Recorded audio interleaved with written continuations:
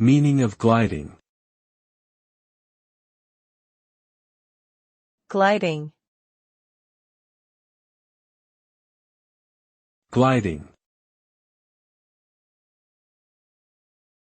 Gliding. Gliding. Gliding refers to the act of moving smoothly and effortlessly through the air or water. It is often associated with graceful movements, such as those of a bird or a ballerina. Gliding can also refer to the act of skating on ice or roller skates in a smooth and effortless manner. The result of gliding is a sensation of freedom and weightlessness as one moves through their environment. It is a beautiful and elegant way of moving that requires skill and practice, and can be enjoyed both for recreational purposes and as a competitive sport.